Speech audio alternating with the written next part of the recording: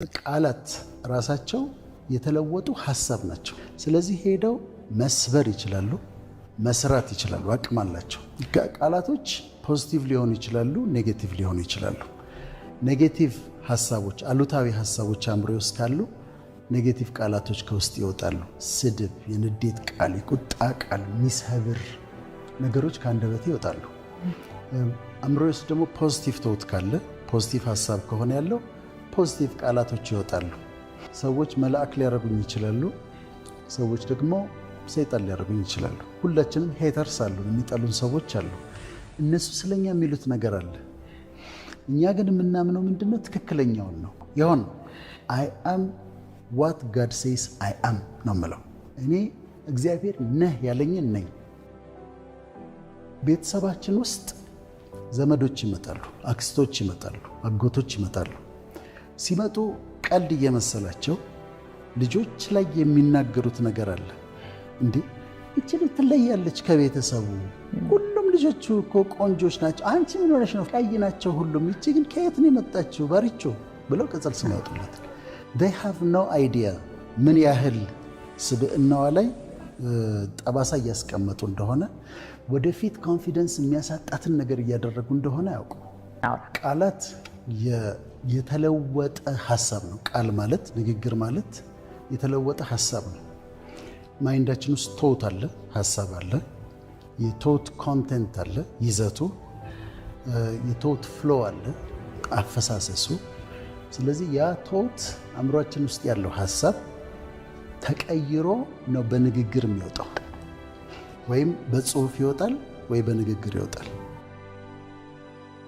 ስለዚህ thoughts become words, and words become actions, and actions become habits, and habits become character ይባላል።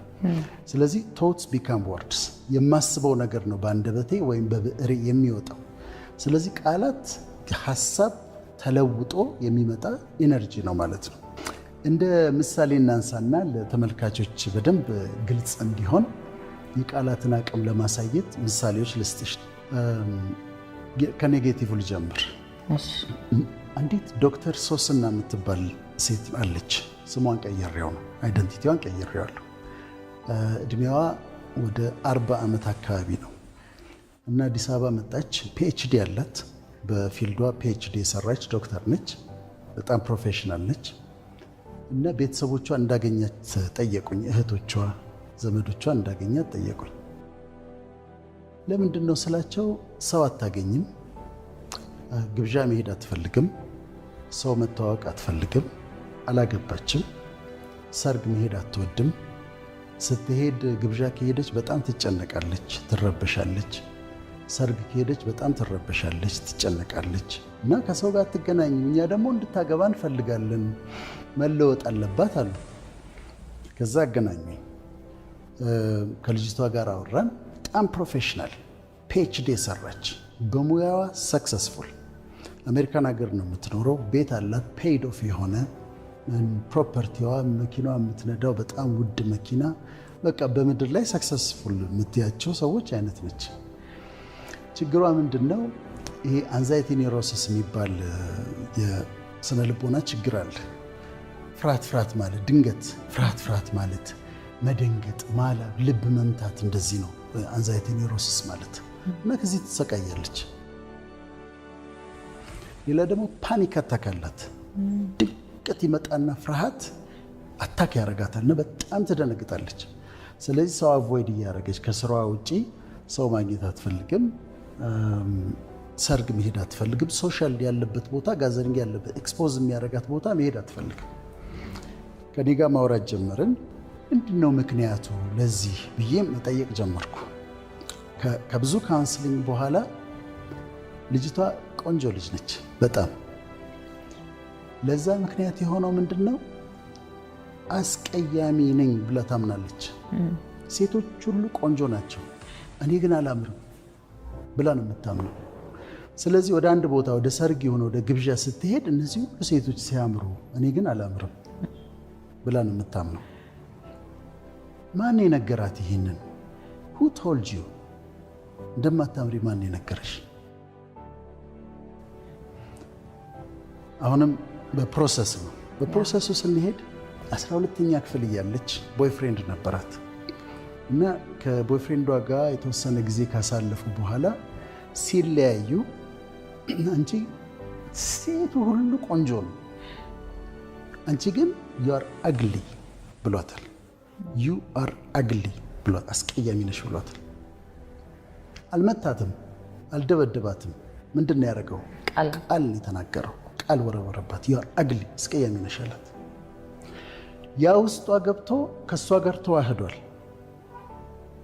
አምነዋለች፣ የነገራትን ነገር አምነዋለች።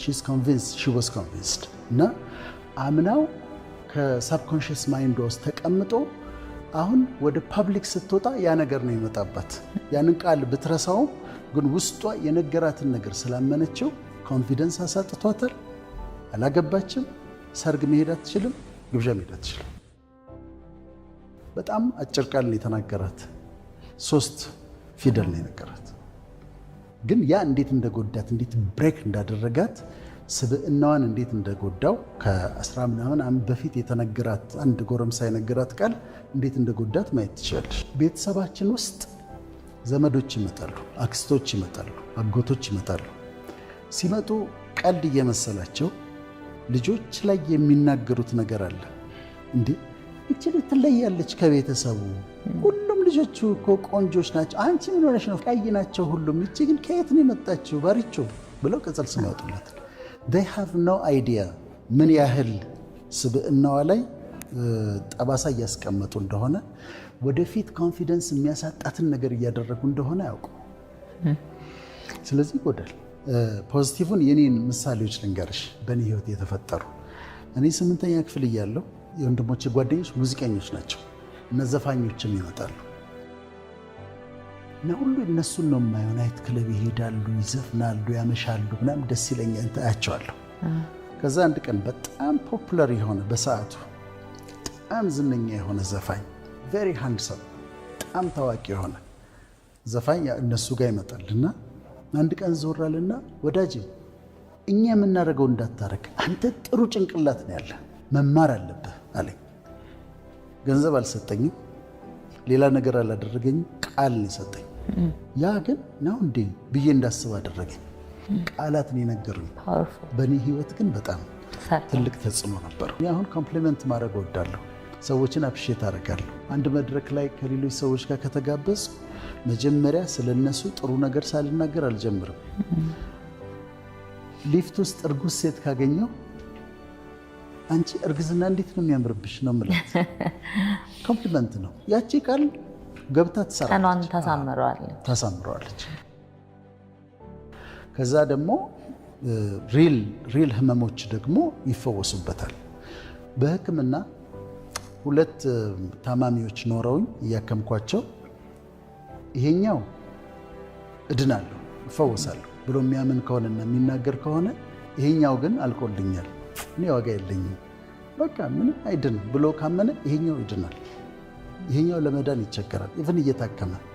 ምክንያቱም ማይንዳችን ውስጥ የሚፈጠሩ ኬሚካልስ አሉ እና የፈውስ ቃላት ከአንደበታችን ለራሳችንም በሌሎች ሰዎችም ላይ የምናወጣው ቆንጆ ነሽ፣ ጤነኛ ነሽ፣ ዩ አር ሰክሰስፉል፣ ዩ አር ዶይንግ ጉድ፣ በጣም ጥሩ ነው፣ እኔ ብሬንሽን አደንቃለሁ። እነዚህ ሁሉ የፈውስ ቃላት ናቸው።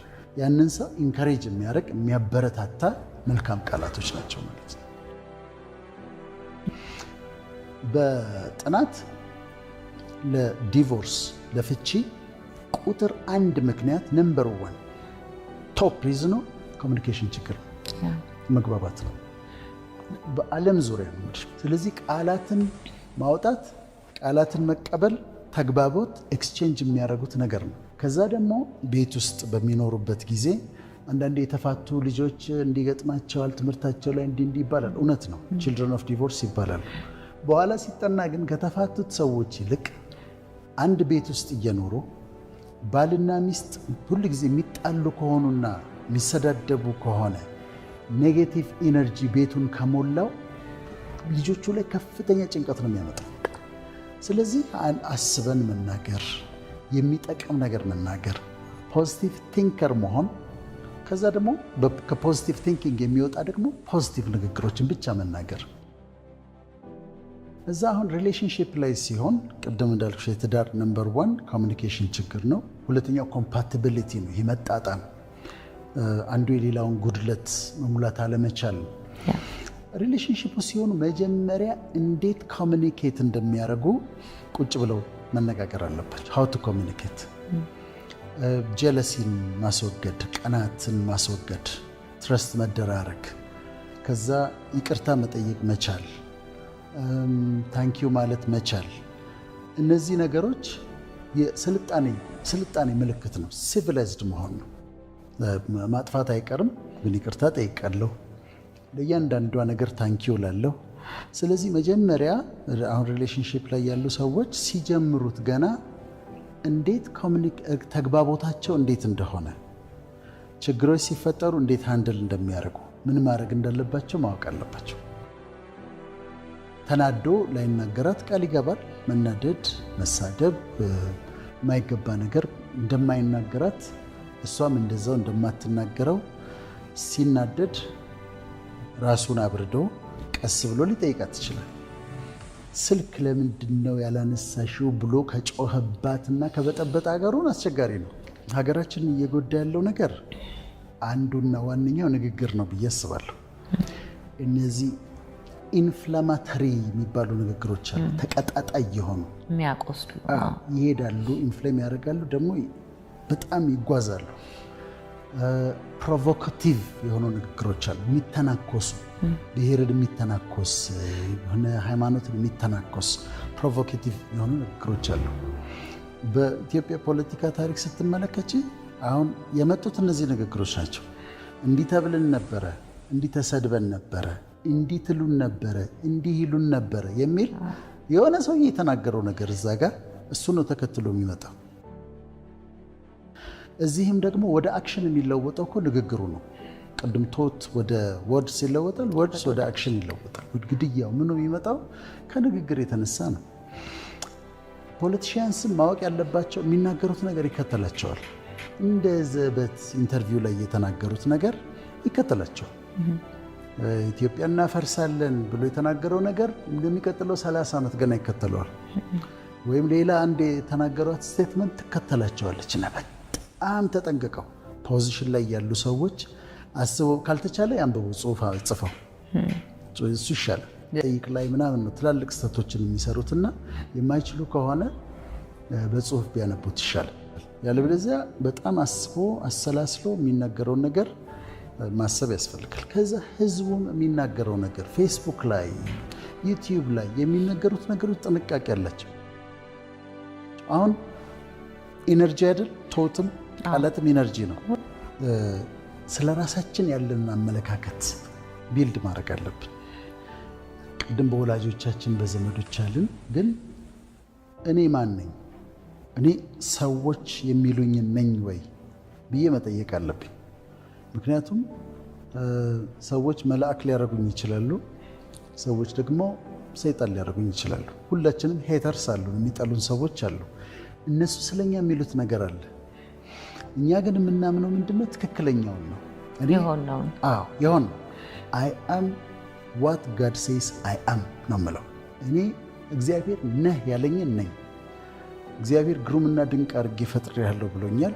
ግሩምና ድንቅ ሆኜ ተፈጥሬያለሁ። እግዚአብሔር የሚገርም ብሬን ሰጥቶኛል። እግዚአብሔር እንዲህ አድርጎልኛል። እሱ ነህ ያለኝን በሙሉ ነኝ ብዬ ዲክሌር አድርገዋለሁ። ስለዚህ አይ አም ዋት ጋድ ሴይስ ዛት አይ አም፣ አይ ሃቭ ዋት ጋድ ሴይስ ዛት አይ ሃቭ። ጤና አለኝ፣ ደስታ አለኝ፣ መንፈሳዊ በረከት አለኝ፣ አቅም አለኝ፣ ጤንነት አለኝ፣ ዓለም ልሞኛል፣ ያንግ አድርጎኛል ብዬ ራሴ ላይ እናገራለሁ። እዛ ደግሞ አይ ካን ዱ ዋት ጋድ ሴይስ ዛት አይ ካን ዱ። እግዚአብሔር ትችላለህ ያለኝን ነገሮች በሙሉ እችላለሁ። ስለዚህ ራሳችን ላይ ዲክሌር የምናደርጋቸው ሰልፍ ዲክለሬሽንስ አሉ፣ የምናውጃቸው። ጤነኛ ነኝ፣ ደስተኛ ነኝ፣ ሰክሰስፉል ነኝ፣ ፊውቸር ያማረ ነው፣ ይሳካልኛል፣ ይሆንልኛል፣ እወደዳለሁ። ከዛ እነዛ ያልሻቸው ነገሮች ይመጣሉ። አሁን ስለ ራሴ ያለኝን አመለካከት ካስተካከልኩ ሰልፍ ስቲም አለኝ፣ ሰልፍ ላቭ ማለት ራሴን በጣም ወደዋለሁ፣ አም ኦኬ ዊዝ ማይሰልፍ ባለኝ ነገር ደስተኛ ነኝ። የሰዎችን ነገር አልፈልግም። እከሌን መሆን አልፈልግም። ማንንም ሰው ብትጠይቅኝ ማንን መሆን ትፈልጋለህ ለውጠ ተለዋወጥ ብትይ በፍጹም ራሴን ነው መሆን ፈልገው። ምክንያቱም ይሄንን ሰውዬ ሌላ የለም እኮ ያንተ ይሄ ሰውዬ እግዚአብሔር የሰራው ነው። በራሱ ምንም አይደለም፣ ግን ከእግዚአብሔር የተነሳ ያደረገው ነገር አለ። የሱ የእጅ ስራ ነው፣ የሱ አርት ወርክ ነው። ስለዚህ ራሴን እቀበላለሁ፣ ራሴን እወዳለሁ።